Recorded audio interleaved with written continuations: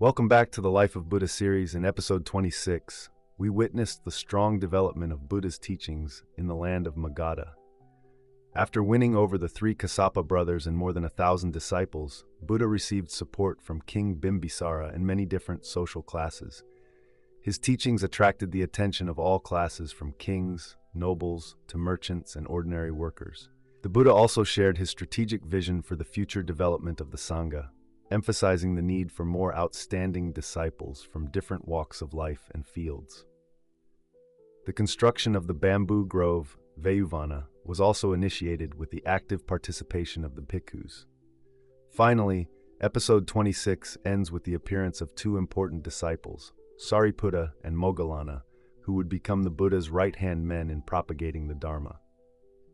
In this next episode, we will take a deeper look at these two great disciples and their important role in the development of the Buddha's teachings. The Life of Buddha Shakyamuni, Episode 27, The Right-Hand Man, Two Outstanding Great Disciples. In an ancient village of Nalagama, later the founding place of Nalanda University, about a yojana from the capital Rajagaha, there lived the Upatissa family, from whom the Venerable Sariputta was born. His father was Vanganta, the chief Brahmin, and his mother was Rupasari. He was called after his mother, Sariputta or Zaraput, son of Sari, sometimes by his clan name, Upatissa. He was the eldest son, and after him he had three brothers, Kunda, Upasena, and Ravada, and three sisters, Kala, Upakala, and Susipakala, all of whom later attained arahantship. The nearby village of Kaladagama was the birthplace of the Venerable Moggallana. His father was a village headman of the Kshatriya caste, considered the upper class. His mother was a Brahmin named Moggallani. He was named after his mother, Moggallana, sometimes called Kolita after the village. Venerable Sariputta and Venerable Moggallana both had beautiful appearances, were intelligent and quick-witted, were born in the same year, same month, same day, same hour. Both belonged to wealthy families in the village, inherited a lineage of intellectuals, and were both children of their own choosing. As children, the two were close friends. Both were equipped with a basic, thorough, and solid education. At the age of 6, they were taught by learned Brahmin teachers the subjects of common hygiene, grammar, syntax, and the memorization of some hymns and verses extracted from the Upanishads, some methods of breathing, body regulation, and breath control based on Hatha Yoga. At the age of 7, children began to learn more about grammar, poetry, complex literature, chanting, listening to music and singing, and common ethics and morality based on the laws of Manu. Seeing that the children had the ability to learn like geniuses, at the age of 8 they were taught more about arithmetic, geometry, measurement, and natural science. At the age of 9, they learned more about astronomy, geography, and medicine. They practiced reading sutras, chanting spells, performing rituals, and praying. At the age of 10 to 14, they went deeper and further than the subjects they had learned. At the age of 15 to 17, they began to learn logic, astrology, and numerology. They delved into the philosophical thoughts of the Veda, Vedanta, Upanishads, memorized the epic poems Bhagavad Gita, Ramayana, the epic Mahabharata. It was a great ambition of their parents, but the two children studied very enthusiastically, and every subject the teachers had to admire. And naturally, they surpassed their teachers at the age of 18, because their knowledge was also supplemented with contemplation and reasoning. From then on, when they had acquired the knowledge and demeanor of the most outstanding teachers, they themselves became restless and troubled. The more they studied, the more confused they became. During their trips to the mountains and rivers, each of them had more than 100 disciples by their side. They taught their disciples a lot, but they themselves could not solve the problem of life and death in their hearts. When they were in their 20s, both were pressured to get married, but they tactfully refused. While both were great hopes for inheriting their bloodline and inheriting their careers, they asked to become monks and join the wandering monks. Finally, after much difficulty, to the point that both of them seemed to be expelled from their family lineage, they were able to fulfill their wish to live the life of a monk. Then, they cut their hair, put on the monk's robe, took their bowls, and left. They did not leave alone but brought along 250 disciples. After many days and months of wandering in search of the path, hearing of the monk Sanjaya's reputation, the two came and asked to join this monastery, making the congregation here up to 500 people, becoming more numerous and prosperous. From here, the days and months passed. The two men had the opportunity to both practice and learn more about the sects within the tradition and the sects outside the tradition. Just over a year later, the two venerable ones realized that their teacher's knowledge and realization were not much, and that he could not resolve all his spiritual doubts, so they asked to leave again. The monk Sanjaya felt sorry for his two excellent students, who were increasing his prestige and making him famous in the world, so he earnestly invited them to stay and was ready to hand over the congregation to the two venerable ones, with fame, position, and benefits that no one could match. Secretly smiling at his teacher's vulgar and mundane purpose, the two politely refused and then left following the supreme call from their previous life's karma. They must find the path to true happiness and immortality. 250 disciples asked to follow, but the two venerable ones told them to stay here, waiting for the moment they found the path to liberation from the suffering of birth and death, and they would not forget them. Then, through the rain, the sun, the snow, the dew, barefoot, a few pieces of cloth covering their bodies, begging bowls, the two men followed the trading route north. From villages, towns, and mountains, wherever they heard of a famous Taoist priest, the two men went to find him. And they even took the trouble to seek out anonymous Taoists in hopes of receiving teachings. After passing through dozens of small northern countries, penetrating into remote, dark areas of the snowy mountains, the two men turned to small western countries, crossing even burning deserts, but they still could not find a true Taoist priest with superior wisdom.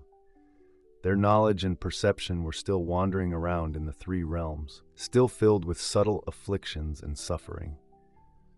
Leaving the west, from the upper reaches of the Ganga River, the two venerable ones followed the countries flowing eastward, stopping at the two prosperous cities of Payaga and Varanasi, then going down to Padagama, and then returning to their homeland, the capital city of Rajagaha. So the journey of the two venerable ones to find the way was extremely arduous, more difficult and arduous than that of all the ascetics in this world. It had been many years. They could not remember exactly how many years.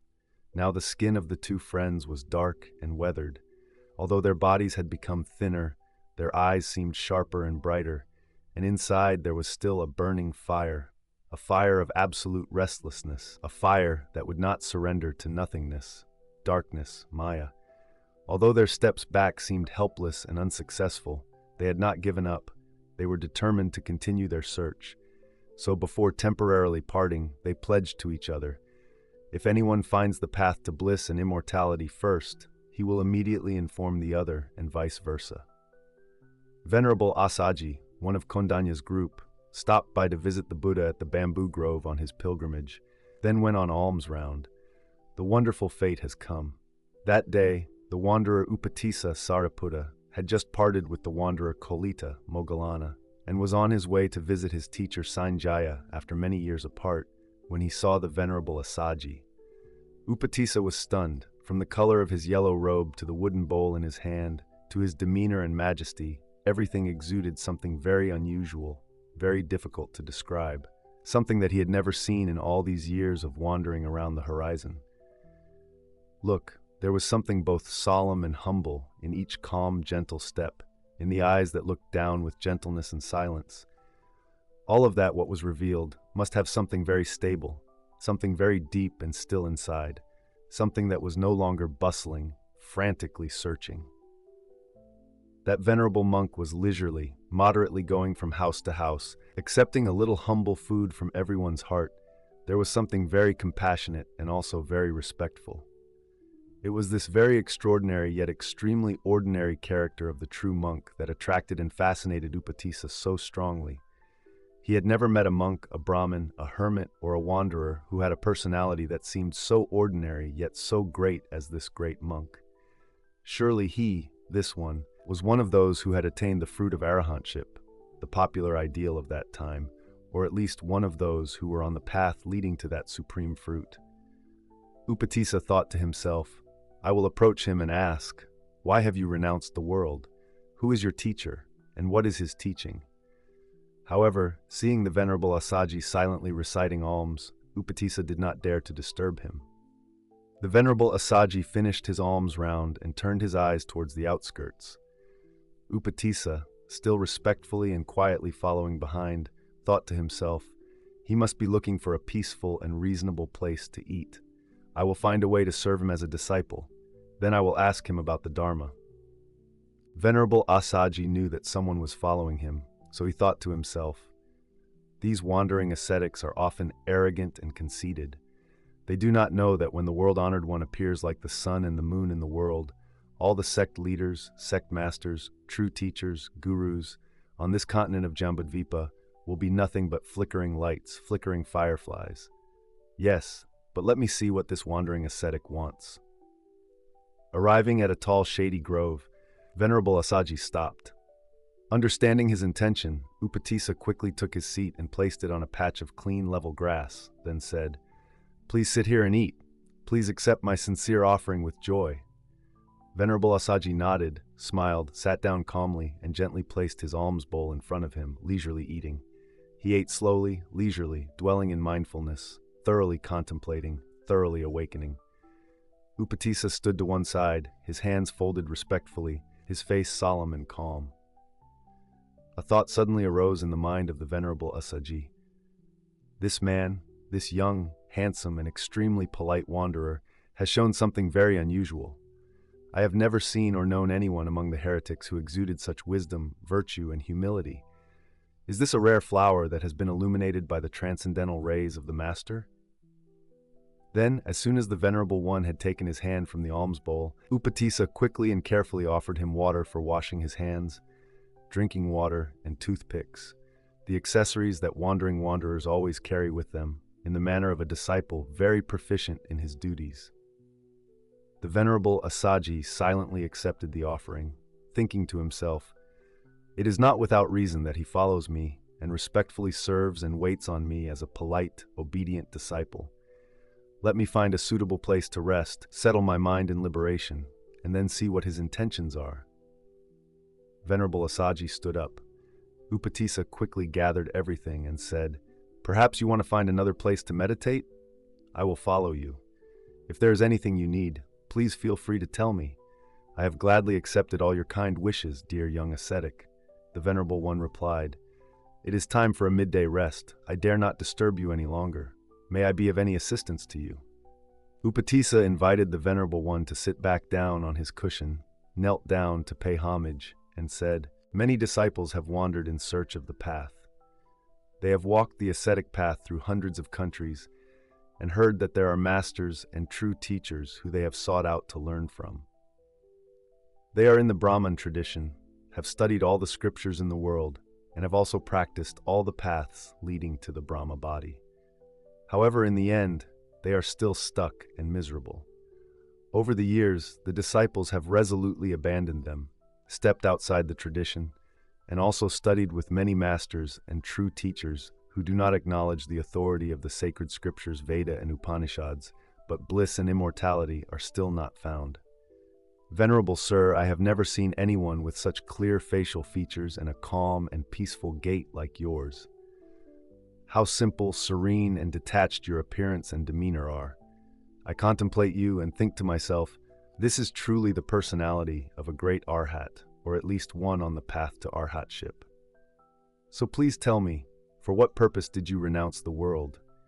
Is there anyone in this world who is your teacher? Who did you receive teachings from?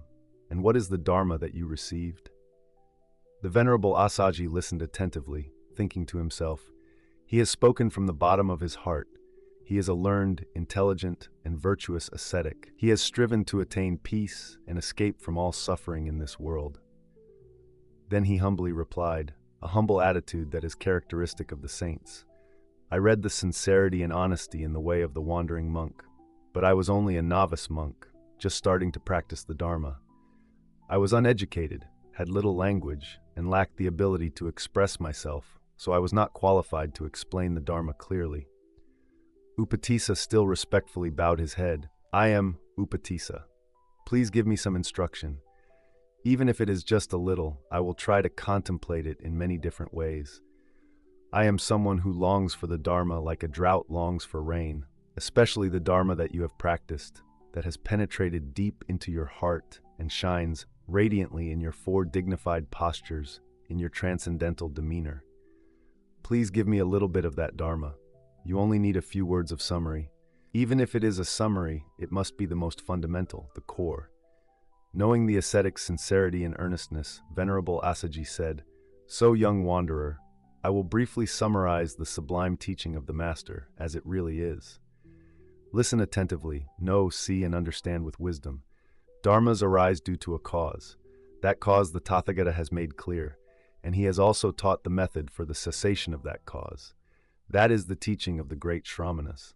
Ye Dhammahatapa bhavtesantum Tathagato, ahatesam chayo nirodho, evam vadi mahasamano."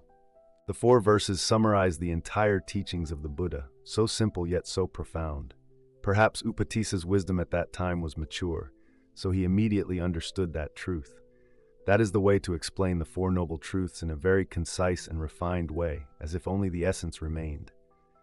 The arising of dharmas is the law of dependent origination of all conditioned things, of all existences of birth, aging, sickness, death, sorrow, lamentation, pain, and distress. That is the truth about dukkha. Due to one cause, craving, that is the truth about the cause of dukkha. And the method to eradicate that cause is the noble truth of the path, the noble eightfold path. Like a miraculous ray of light, just by such an exposure, Upatissa saw the path to bliss and immortality revealed.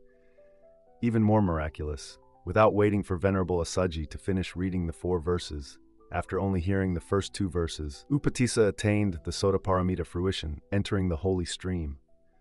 Upatissa stood still for a long time, his whole body shaking violently. A state of transcendence had come to him. Moved, grateful, overwhelmed, and bewildered, Upatissa knelt down, embraced the dusty feet of the Venerable Assaji, and thought, "The meaning of liberation, bliss, and immortality, I have found it here." Then he said, "Venerable Sir, I have found it. How great, miraculous, and supreme is this teaching. Please do not explain any further. For me, this is more than enough for the purpose of a good man who has renounced the world and seeks peace from all the troubles of the world." Venerable Assaji knew that the young ascetic had attained the Dharma eye and clearly seen the path to liberation from defilements, so he said, "Go to the feet of the Master, the supremely enlightened one, who has a whole treasure of Dharma, reserved only for those with wisdom." Venerable Sir, where is the supremely enlightened one now? It's not far away, to the north of the capital, in the bamboo forest, where there are many squirrels and rabbits. Then the disciple will go there. Now the disciple will go to find a close friend. He also needs to seek the Dharma, has been yearning for the Dharma since his youth. He has also suffered for many years like the disciple. Now immediately the disciple must announce to him this joy of liberation and immortality. In a few days, we disciples will come to kneel at the feet of the peerless Master. Upatissa respectfully knelt down to pay homage to Venerable Assaji and then took his leave. Seeing his friend with his gait and his face shining and radiant with a strange radiance never seen before, Kolita asked in surprise, "Hey brother, don't tell me you found the way to immortality." "Yes, my dear brother." Upatissa laughed heartily. "How fortunate for us, for all beings, that the immortal path has truly appeared in this world. Oh, an incomparable world-honored one, a great arahant, has proclaimed a great teaching never heard before. You have tasted the first flavor of the teaching through the disciple of that Supreme One. Now, my dear brother, listen attentively and use your wisdom to understand." Having thus spoken, Upatissa recited. As soon as the 4 stanzas were finished, Kolita's whole body shook, and an immortal light flashed. He entered the holy stream like Upatissa. Kolita suddenly knelt down, clasped his hands respectfully. Truly, the supreme and great Dharma has appeared in the world. I respectfully pay homage to that Dharma. I respectfully pay homage to the supremely enlightened one who has shown me the light of glory and immortality. Kolita shook her hand and held his friend's. "Where is the Buddha now?" "In the bamboo forest, just north of the capital. Let us quickly come and pay homage to him." Upatissa seemed to think for a moment and then said, "Then we will go and see that great enlightened one. But what do you think? Should we inform our old teacher of this rare event?" "Very good." Kolita nodded. Master Sanjaya should be awakened to abandon those superficial and shallow agnostic teachings, those fleeting notions that are called eternal peace in this world. When the Sun of Truth appears, all the thoughts and philosophies in the world will no longer be able to shine on anyone. Then the next morning, they went to the old monastery. On the way, the couple saw many monks wearing robes of earth yellow or jackfruit core color. They were all similar in the way they dressed neatly. Their beards and hair were clean, and more especially, they all looked peaceful and calm in every step, in every gesture, in every glance. Just that alone proved that they all had the joy of concentration and rest within, both simple and transcendent. Clearly, these were new people, new monks in the new religion, all friends of our teacher. How different from the monks and Taoists inside and outside the old tradition who always looked sad, pensive, and thoughtful. Otherwise, their eyes would be wandering back and forth, their steps would be hasty, hurried, careless, and absent-minded. And the most obvious thing was their messy hair and beard. Their robes were disheveled and dirty. It seems that the dirtier and more deformed something is, the more people will admire and respect it. Both are people with outstanding knowledge and intelligence. The two friends only need to glance at it to be certain of what is true, good, and beautiful. Surely the teachings of the world-honored one will have a power to transform people and life. That teachings have brought clear, unpolluted eyes of wisdom to thoroughly understand the dependent origination of existence and its causes.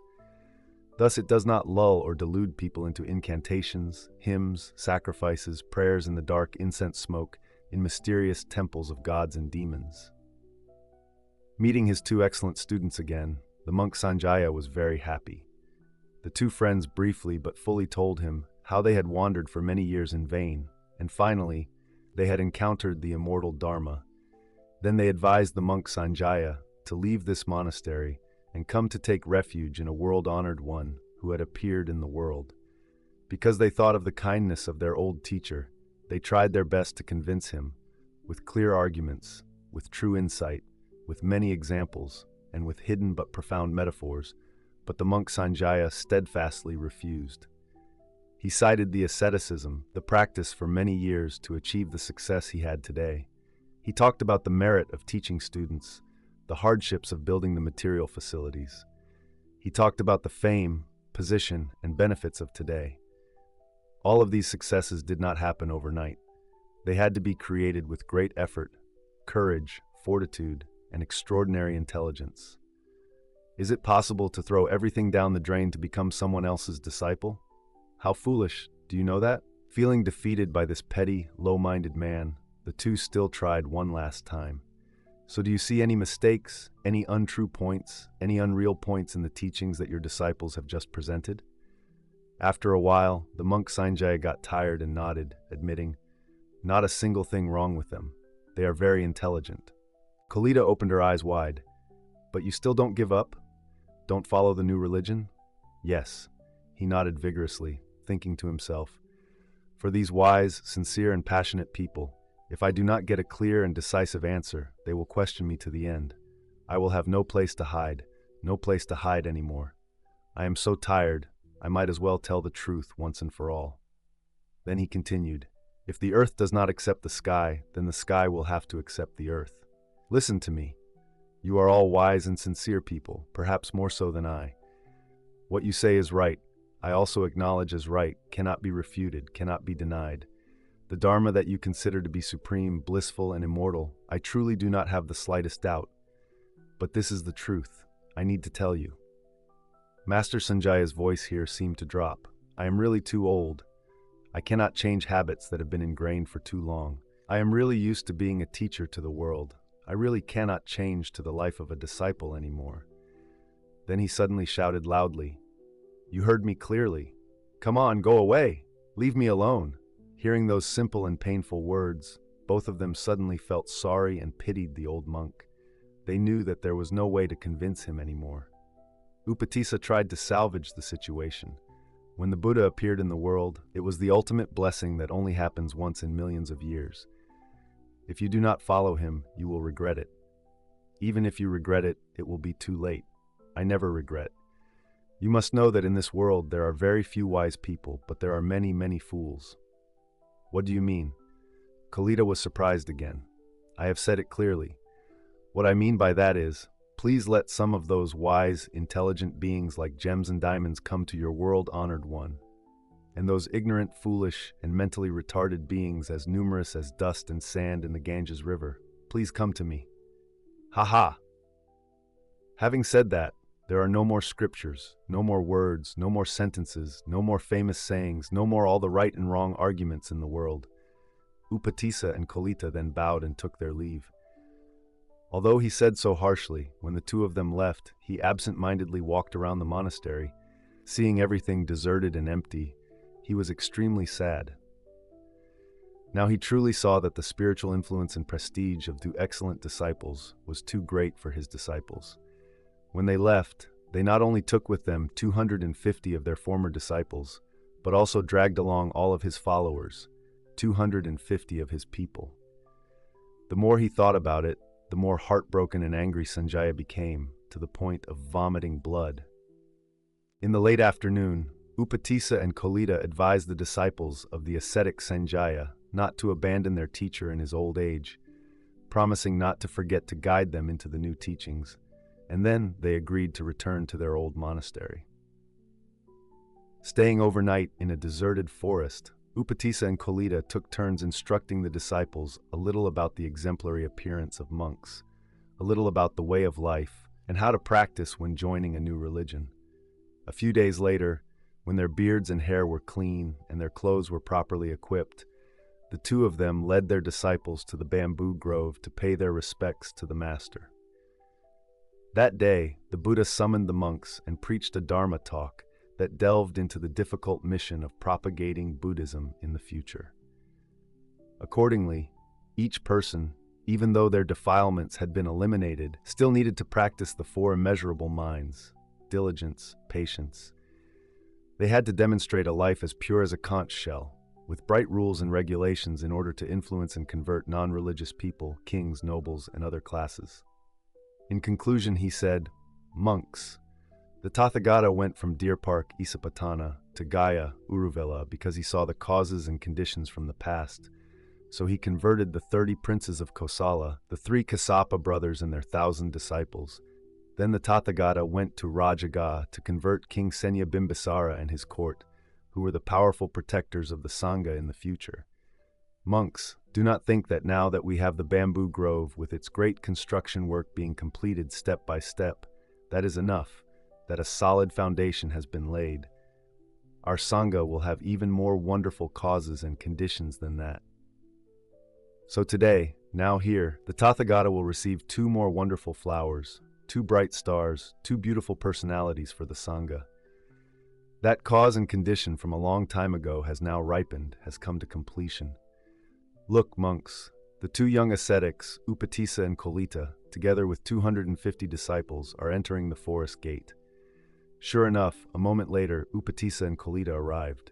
Both were handsome and beautiful, followed by several hundred disciples with clean hair and beard, wearing solemn robes and bowls, walking in order, majestically, silently. The congregation automatically made way for them to pay their respects to the Buddha. After bowing to the Buddha, Upatissa clasped his hands and said, "Dear world-honored one, we, the wandering disciples, have been fortunate enough to find the path to immortality, thanks to the light of the Dharma through the disciples of the world-honored one. Now we, the disciples, come here to take refuge in the Buddha, the Dharma, and the Sangha. We hope that the world-honored one will compassionately accept us." Buddha smiled lotus, Sariputta, Moggallana. The Tathagata attests that you and your disciples are bhikkhus in this teaching. The Tathagata has also been waiting for you.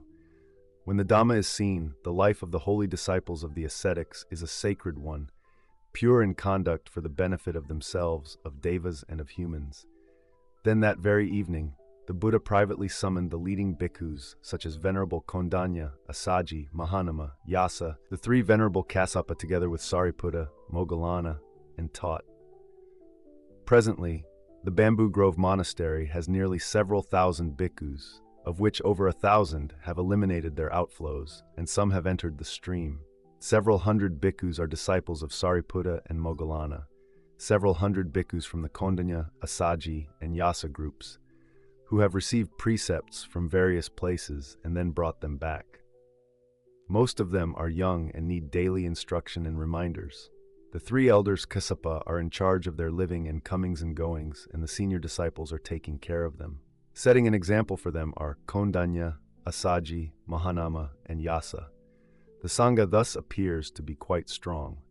However, at present, the Tathagata still does not have a capable assistant who can represent the Tathagata in teaching the Dharma to the bhikkhus, and the two groups of male and female attendants can also help Tathagata solve all problems related to Buddhist affairs as well as Sangha affairs. He can also have the ability to dialogue with any sect leader or sect master on this continent of Jambudvipa without fear of defeat, and can also subdue them. His personality, demeanor, speech, morality, and wisdom can influence kings, nobles, ministers, merchants, millionaires easily. Tathagata wants to say that the person who can undertake such an extremely difficult task must have extensive knowledge of all sources of thought and philosophy, past and present, must have extraordinary intelligence, must hear Tathagata say one thing and he will understand 2, 3, 5, 7, must have a sharp, intelligent mind, and the ability to analyze and synthesize. His language and speech must be precise, clear, and fluent. And most importantly, he must have made a vow before a past Samyak Sambuddha to become Tathagata's right arm and left arm. Has Tathagata had one or two such positions? The Buddha's question seemed to fall into great concentration. However, you are all saints, Kondanya smiled and said. Such personalities, accomplished in all their excellences, are truly unheard of, O Blessed One. I have great hope in the two wise men Sariputta and Moggallana. In terms of physiognomy, these two lovable wise men are like two stars surrounding the Blessed One, and it seems that this is a miraculous cause from the past, O Blessed One. The other chiefs also agreed, and besides, no one did not know the divine fortune-telling ability of Elder Kondanya regarding the Buddhahood of Prince Siddhartha in the past. Buddha suddenly said softly, "But both of these young monks have not yet attained the highest fruit." Suddenly, Moggallana knelt down. "Dear world-honored one, tomorrow please send me to a deserted, quiet village not far from here. I will know what I must do to fulfill my duty." "Good," the Buddha said. "You have just made up your mind, determined to practice to attain the fruit of arahantship. That is very good, very reasonable, worthy of the first duty that must be done. However, there will be obstacles on the path. It will not be as easy as for Kondanya, Yasa. When the most difficult time comes, when it seems almost impossible to overcome, then the Tathagata will be there to support you." Then the Buddha turned to Sariputta. "As for you, tomorrow you must go with the Tathagata to stay in a place quite far away, south of the capital. You also have duties to perform like Moggallana. For all the work in the monastery, the Tathagata relies on the elders here." After paying his respects to the Buddha, Upatissa, and the assembly, Moggallana went to live at the edge of the forest in the village of Kalavada, not far from Rajagaha. Every day, apart from carrying his alms bowl around the area, he devoted all his remaining time to meditation, meditation being his only remaining duty. Exactly 1 week later, fatigue, laziness, drowsiness, and sleepiness came upon him all at once. Although he tried his best to resist them, he could hardly overcome them. At that moment, the world-honored one appeared like the moon, told him to wash his face, then instructed him on the levels of meditation, the obscurations that had to be overcome, that needed to be overcome continuously, that had to change from one posture to another, that had to be conquered. There were also subtle feelings of joy, of happiness, of equanimity, of pure concentration, of emptiness, of consciousness, of perception, that had to be established, and then how to be liberated. When the mind is as calm as Mount Sinaru, as quiet as the bottom of the deep sea, as clear as crystal, look at form, feeling, perception, mental formations, and consciousness, Look at them as they really are. Then observe all dependent origination completely, calmly, and empty. Then wisdom, insight, and clear wisdom will arise. When concentration and wisdom have been clearly seen, completely liberated from all defilements, established at ease, established, matured, firmly established, and made smooth, then use them to direct the mind to the heavenly eye, heavenly ear, mind reading, past lives, transformation. There is nothing that cannot be done, nothing that cannot be accomplished for the happiness of gods and humans. Having said this briefly, the Buddha disappeared. Because he was wise, Moggallana understood the path thoroughly. That very evening, he attained the fruit of arahantship, with all 5 superknowledges and 5 unobstructed supernatural powers, the dharma of a superior person. During that time, Sariputta was staying with the Buddha in a secluded cave called Sukaralina, Wild Boar Cave, located on the southern slope of the city, going on alms round with him every day without being taught anything. On the alms round, or at the place of residence, the Buddha was always at ease and at ease.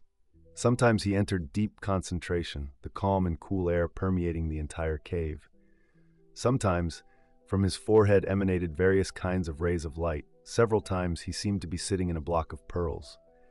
Sariputta practiced silently, followed silently, silently admired and felt the energies, magnetic forces, energies, and spirits emanating from the Buddha, transforming the surrounding space. There were also times when the Buddha led Sariputta up the southern and southwestern mountains, wandered around the northwestern slopes, looking at other caves, and always stopped for quite a while at the top of Vulture Peak, Gijkuta. Going up a little higher, sitting at the highest point of the Chantha mountain range, we can see down to the south the lush green valleys and the ancient, bustling capital of Rajagaha, protected by 2 very solid and sturdy inner and outer walls. Seeing the Buddha silent and calm, sometimes as if looking at the clouds in the sky, sometimes as if feeling the cool breezes blowing through the fresh, pure, and peaceful space, Sariputta read a part of the mind of the great enlightened one. He not only rested in eternal happiness with every moment of change of nature and all things, but also outlined in his mind future plans to propagate the Dharma for the benefit of the Dharma. Exactly 1 week later, when Moggallana had attained arahantship with all the 5 supernatural powers, the Buddha suddenly said to Sariputta, "Moggallana has done what needs to be done, but why doesn't the Tathagata see you question the Tathagata about anything?" Sariputta was afraid and knelt down. The disciple is still too ignorant and stupid. How dare he question the venerable master about anything? Buddha smiled. Not so, Sariputta. The Tathagata uses the verb question for a reason, and very precisely, scholar of language. Then the Buddha lowered his voice as if confiding. You know, in many past lives, sometimes you were the Tathagata's teacher. Many times the Tathagata was your teacher. Many lives, we were also kings and subjects, fathers and sons, brothers and even friends. And always, we were always people who were always restless, seeking to learn, searching to learn to the end. Therefore, the Tathagata always questioned you, and you also always questioned the Tathagata. Oh, difficult, thorny questions, questions that have the weight of the earth, questions that chill the void, questions that penetrate deeply, splitting every moment, every microscopic particle. That's it. Many times the Tathagata pushed your thinking to the brink of death, and many times, no less, you also made the Tathagata sweat. Oh, fate is so mysterious and wonderful. Sariputta replied, The past has been obscured. Please, Venerable Master, compassionately enlighten. Be patient, Sariputta. Your knowledge and learning are not inferior to the Tathagata's. Your paramita practice, though not yet perfect or complete, is still sufficient. Your mind and intellect are a treasure trove. You only need to open the door slightly and you will see the whole thing. But now is not the time. Then a week later, the Buddha suddenly said, Sariputta, this afternoon, a wandering ascetic who follows the path of the Nikayas has come a long way to visit you. I have an uncle who practices that sect. He is stubborn, opinionated, arrogant, and has a talent for language and a tongue. But that eloquent wanderer Diganaka, every time he debated with him, he lost, never won. Is that right? There is nothing the world-honored one does not know. Sariputta smiled slightly and then spoke earnestly. I respectfully ask the world-honored one to compassionately transform him. That very afternoon, the wandering ascetic Diganaka, with his clothes disheveled and his hair and beard weathered, came to the cave. Sariputta was very happy but quickly warned him, "Be careful. Don't talk back and forth with the venerable master. Don't even think about showing off your axe in front of an expert. The knowledge and learning of you and me combined are just 2 grains of dust compared to Mount Sinnaru. Just listen and learn. When a Samyak Sambuddha has appeared in the world, just 1 word, 1 sentence from him is enough for us to taste the flavor of the immortal Dharma." And indeed, the Buddha's radiant appearance completely subdued Diganaka. But his view of, "I do not enjoy feelings," seemed stubborn and headstrong. The Buddha patiently went through the 4 categories, tetragrams, that lead to debate, opposition, and anger that must be avoided and eliminated. I enjoy feelings. I do not enjoy feelings. I both enjoy and do not enjoy feelings. I do not enjoy feelings. All of them are idle talk, are fetters, are harmful. We must recognize the truth as it is. All 3 types of feelings of suffering, happiness, and indifference are conditioned, impermanent, and will cease due to causes and conditions. The holy disciple must stay away from and reject all of them, must liberate all of them without any residue. After the Dharma talk about feelings, Vedana, and their attachments, holdings, and graspings, Pariga, to give rise to the aggregate of feelings, Vedana Kanda, losing their true nature, leading to error and leading to suffering, the wandering monk Diganaka attained the fruit of Sotapanna. Sariputta attended behind the Buddha, thanks to his single-minded concentration on the Dharma talk. He attained the fruit of arahantship with all 4 analytical wisdoms, 4 fearless understandings. Knowing that his disciple had completed his final duty just like Moggallana had done the previous week, the Buddha suddenly stood up. "Sariputta, it is still early. Let us return together to the bamboo grove. There is still much work to be done there." Now Sariputta suddenly understood. It turns out that the master suggested that Moggallana practice in seclusion to attain the final fruit. He suddenly led me to this wild boar cave to stay alone, waiting for the opportunity to enlighten the wanderer Dighanaka, and also for me to achieve the ultimate Brahma conduct. Without teaching a single word or a single letter, the insight of an omniscient one is truly inconceivable. When he arrived at Truklam, it was already late at night. A monk named Nagasamala, appointed by Venerable Uruvela Kassapa as his attendant, led the Buddha to his incense chamber. The monastery met the requirements: clean, neat, comfortable, spacious. There was even a place to wash feet, bathe, and wash clothes, and a toilet. All the materials such as foundation stones, bricks, wooden walls, floors, bamboo doors, thatched roofs, were still kept in their rustic style, so they looked simple and beautiful. 2 soft-lit peanut oil lamps, a fragrant and warm sandalwood incense burner. A low bamboo bench was covered with a fragrant grass carpet. A seat made of many layers of elaborately woven rattan fibers was placed on a square wooden box. "Wow!" the Buddha praised. "The person who designed the incense chamber for the Tathagata must be a master of the art of architecture." The attendant monk Nagasamala brought water to wash his feet and a warm towel to wash his face. Then he informed the Buddha that the construction of the entire Truklam complex was gradually being completed and would probably be completed about 10 days before the rainy season retreat. The first night, in all these years, the Buddha was able to rest in the most beautiful and luxurious hermitage. Nearly 2,000 monks were silent. Praiseworthy was the teaching of the elders. The next afternoon, the Buddha announced a large meeting with all the elders and nearly 2,000 bhikkhus present.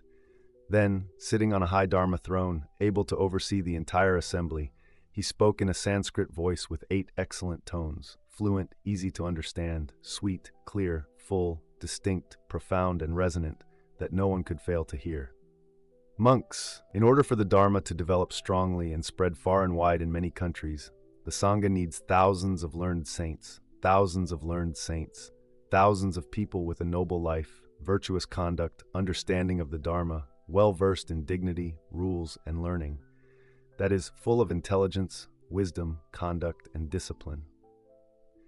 In the beginning, right at this first foundation, the Sangha's human resources have relatively met 1 or 2 parts of the requirements.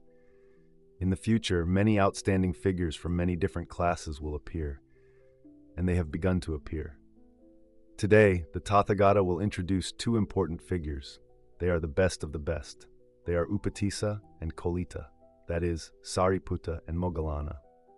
The Tathagata declares that they are the Tathagata's right and left arms, the Tathagata's eldest sons, born from the Tathagata's mouth, born from the Tathagata's teachings. From now on, Sariputta and Moggallana are the Tathagata's two right-hand men, authorized to represent the Tathagata in dealing with all areas of Buddhist and Sangha affairs, occasionally assisting the Tathagata in instructing young bhikkhus and instructing the two ranks of white-robed laymen. Sariputta and Moggallana are truly worthy of being the Tathagata's two great disciples. The Tathagata respectfully declares thus. As soon as the Buddha finished speaking, the assembly was in an uproar. There were many small debates here and there, in this group and that group. People did not understand why the Buddha did not reserve this supreme and exalted position for the elders of old age and great virtue, such as the group of 5 Kondanya, the group of 55 Yasa, the group of 30 Kosala princes, the group of 3 Kassapa elders old and full of wisdom and virtue, whom their thousands of followers regarded as gods. All of them were worthy of entering the ranks of the chief disciples. As for the two that the Buddha respectfully introduced, they had just entered the Sangha, had no merit, no fame or prestige, and were also young, having only been in the bamboo grove for exactly half a month. Oh, could it be that a Samyaksam Buddha still has a biased mind? The Buddha turned his mind and knew the minds of the masses, so he immediately dispelled their doubts. Bhikkhus. The Tathagata is not partial. The Tathagata does so because of his knowledge. Because you do not know, you have regrettably misunderstood the Tathagata. To bring silence to the assembly, the Buddha asked the group of 5 Kondanya, "Please speak. Please testify for the Tathagata. In a past life, when you were farmers, when you offered food 9 times during the harvest season to a Samyaksam Buddha, what vows did you make at the feet of that world-honored one?" Having said this, the Buddha knew that Kondanya's ability to know past lives was still weak and not enough to see such a distant past, so he entered Samadhi to assist him. Indeed, just a few moments later, Kondanya knelt down. "We see, Venerable Master, in all 9 offerings, in all 9 vows, we disciples only ask to attain the highest and first fruit, and also to become the first disciples of the Buddha Sakya Gautama." The ancient past had been revealed, confirmed by a respected elder saint. The Buddha turned to ask Venerable Yasa and his group of friends, "As for you, especially Yasa, you have attained the knowledge of past lives. Please tell the Tathagata, in the past, was there a time when you made a vow to become a great disciple of a Buddha?" "No, Venerable Master," Venerable Yasa quickly replied. "From ancient times, I have had the good fortune to meet the Buddhas Sumedha, Siddhartha, and Kassapa. I only wish to live a life of enlightenment and liberation at the feet of one Buddha." Before the Buddha asked, Venerable Uruvela Kassapa, representing everyone, continued, "There is no one, O Blessed One. Up to 29 great eons ago, before this great eons, in the group of Kosala princes or in my assembly, no one could have been a great disciple. His great vows were not fulfilled, and his learning, conduct, and cultivation were truly insufficient. Although I have limited wisdom, I see that the sage Sariputta is indeed a supreme Shravaka, not only having exhausted his defilements and being endowed with wisdom and conduct, but also having attained Ketupati Sambhidapa Bheda, the 4 unobstructed understandings. Moggallana is also the 2nd supreme Shravaka, having attained Chabhinya, the 6 supernatural powers.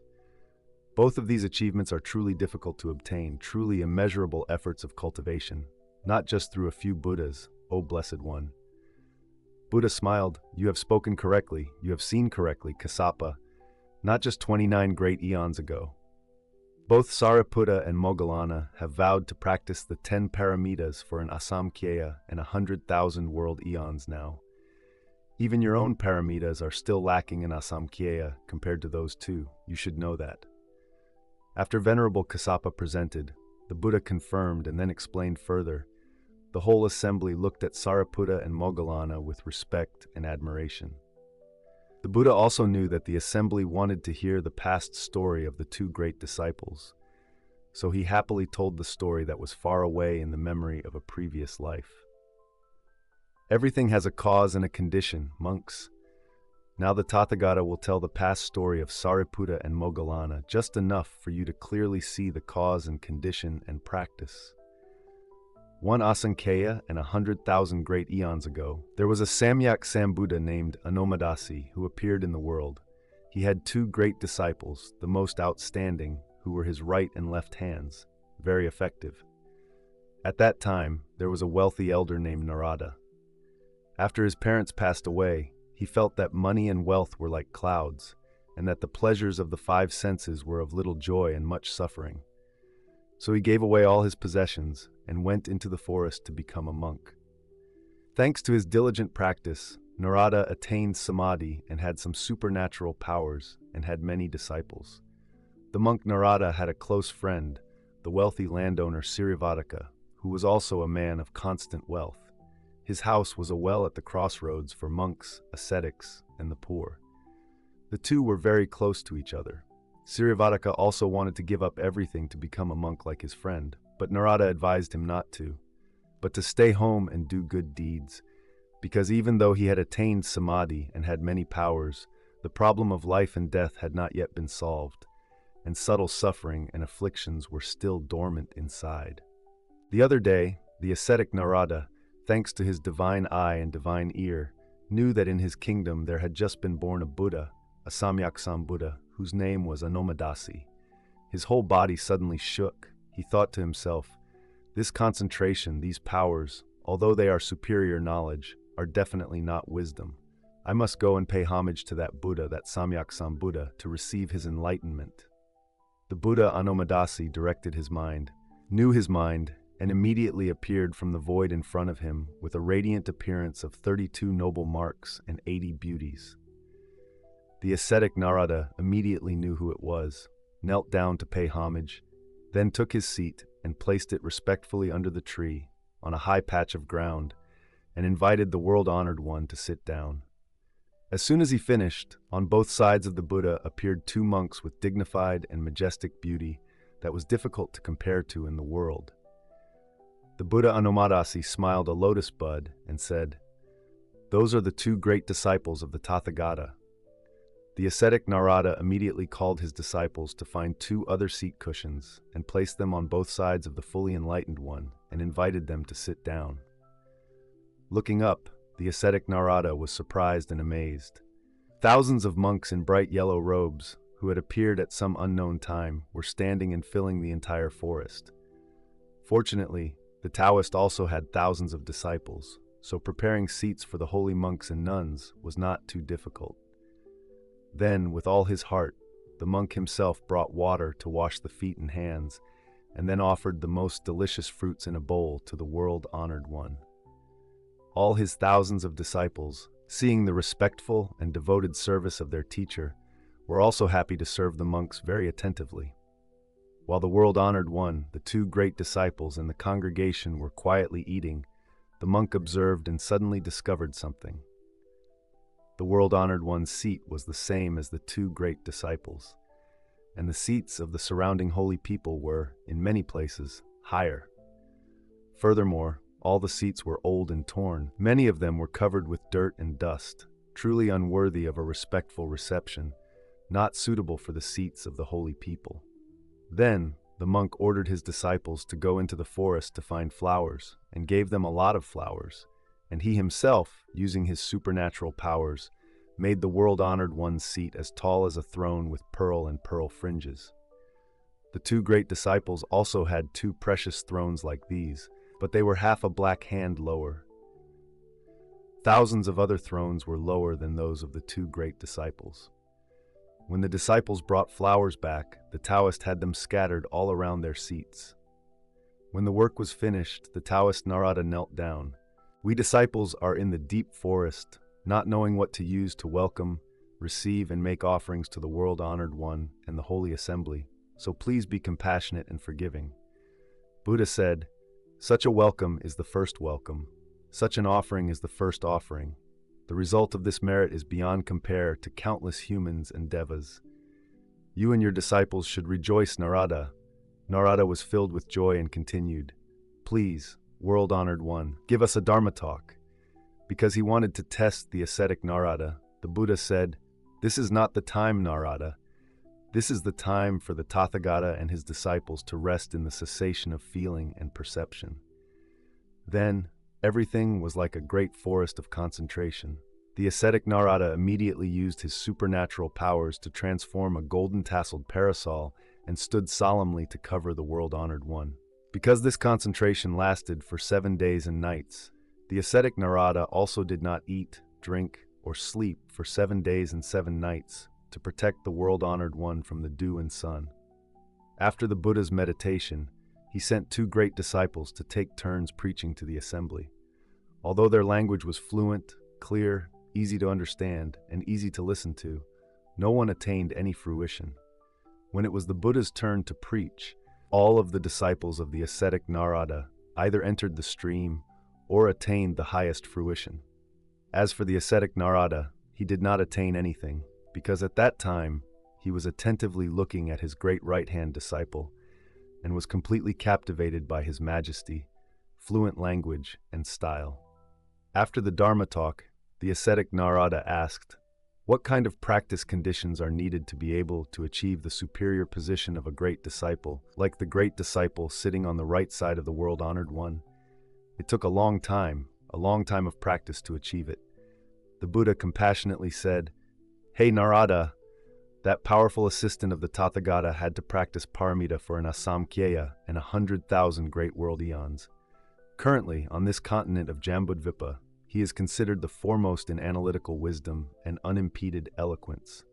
In addition, in other wisdoms and virtues, he is considered almost equal to the Tathagata." The monk Narada was so impressed that he knelt down at the feet of Buddha Anomadasi. "With all my efforts in practicing all the merits of serving the world-honored one today, I would like to make a great vow to become a great disciple of a perfectly enlightened one in the future. Please, world-honored one, prove it." "Your wish will be granted," the Buddha said. "Then after one asamkhya and 100,000 great world eons, in Jambudvipa, there will be a Samyak Sambuddha born. His name will be Sakya Gotama. You will be his right-hand disciple." After the farewell, the monk Narada used his supernatural powers to immediately find his friend, the landowner Sirivadaka, recounted all the miraculous causes, and advised his friend to invite the Buddha and the Holy Assembly to do great merit and make great offerings. So, the landowner Sirivadaka made solemn offerings to the Buddha and the Holy Assembly for 7 days, and then made a vow to become the great left-hand disciple of the Buddha Sakya Gotama in the future. In addition to his superior wisdom and conduct, he was the one with the greatest supernatural powers in the church, unmatched by anyone else. After the Buddha finished speaking, the entire assembly was silent. Even the most accomplished saints and those with supernatural powers could not see such distant causes and effects. Those who had just entered the order or were novices clearly saw the wonder of the path of practice, and they had even greater faith in the Dharma.